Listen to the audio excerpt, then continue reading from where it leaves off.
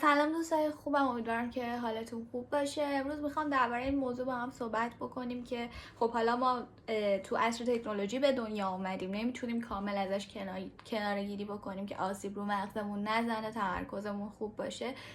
باید چی کار بکنیم؟ چند تا راهکار میخوام بهتون بگم که سوشال مدیا رو کامل قرار نیست شما کنار بذارید، فقط قراره که ازش اصولی استفاده بکنین تا علاوه بر این که بتونین از مزایاش استفاده بکنین هیچ ضرری یا کمترین مقدار ضرر رو برای مغزتون داشته باشه و آرامش و تمرکزتون رو از بین نبره.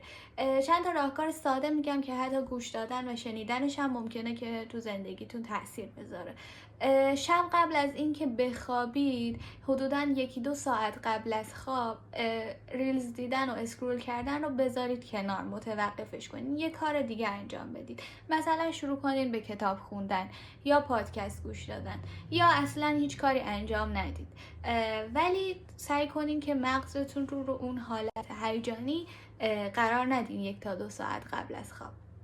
بعد از اینکه از خواب بیدار شدید هم سعی کنین که حدوداً تا 1 ساعت بعد از خواب سراغ گوشی نرید، سراغ نوتیفاتون، پیاماتون نرید. حالا اگه اتفاق خیلی ضروری قرار نیست بهتون خبر داده بشه، لطفاً نرید سر گوشی، سر اسکرول کردن ریلز اصلا نرید و سعی کنید اون 1 ساعت اول رو یا فکر کنید یا صبحونه‌تون رو بخورید، از تخت بیایید بیرون، چند تا حرکت کششی انجام بدین. این باعث میشه که حالتون در طول روز خیلی بهتر باشه.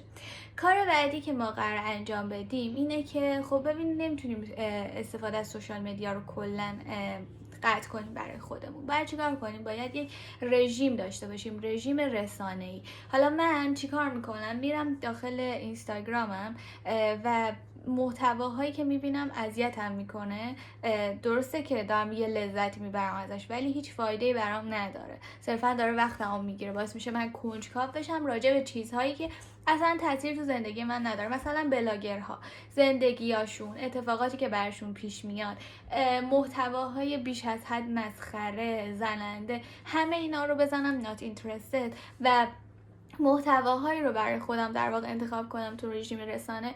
مثلا اینکه من دوست دارم انگلیسیم قوی بشه، پس میم‌های انگلیسی رو در واقع جزو فیوریت هم قرار بدم که در واقع تو اکسپلورم بیاد، تو ریلزام بیاد. یا مثلا محتوای افرادی که در واقع یک سری اطلاعات خوب رو در اختیار ما قرار میدن، مثلا یک سری روانپزشک‌ها، روانشناس‌هایی که در واقع خوب هستن و مدرک معتبری دارن و مثلا به عنوان فیوریت هم انتخاب بکنم و اونها رو هم فالو کنم هم دنبال کنم تا تو اکسپلورم بیان. کار بعدی که من باید بکنم اینه که تایم برای خودم مشخص کنم برای ریلز دیدن، برای استفاده از سوشال مدیا. در واقع من اینجوری نباشه که دارم یک کاری رو انجام میدم بعد تمام تایم استراحتم به صورت ناخودآگاه برام اینجوری تعریف بشه که برم سراغ اینستاگرام، سراغ ریلز دیدن، سراغ در واقع استاک کردن بقیه که امروز چیکار کردن، چیکار نکردن، تو اینستاگرام استوری میذارن و هر چیزی. کاری که باید انجام بدم اینه که من بگم که آره من مثلا 2 تا وعده 20 دقیقه‌ای در طول روز میتونم از اینستاگرام استفاده بکنم و بیشتر از این دیگه حق ندارم که استفاده بکنم از سوشال مدیا. کار دیگه که میتونید انجام بدیم اینه که کاری خسته کننده رو بیاریم وارد زندگیمون بکنیم. مثلا چی؟ مثلا بشینم یه مستند علمی که اصلا حال نمیکنم باهاشو ببینم، خب خسته میشم ولی انجامش بدم. کار دیگه چیه؟ اینه که مثلا بیام آهنگایی که مثلا سعی میکنم تا نصف گوش بدم بعد بزنم بعدی رو تا آخر گوش کنم. یا کار دیگه که میتونم بکنم اینه که کتاب رو انتخاب کنم و تا تهش رو بخونم. یا حتی این که هیچ کاری انجام ندم، یاد بگیرم که با انجام ندادن هیچ کاری کنار بیام تا مغزم یاد بگیره همیشه لازم نیست همش دوپامین دریافت بکنه.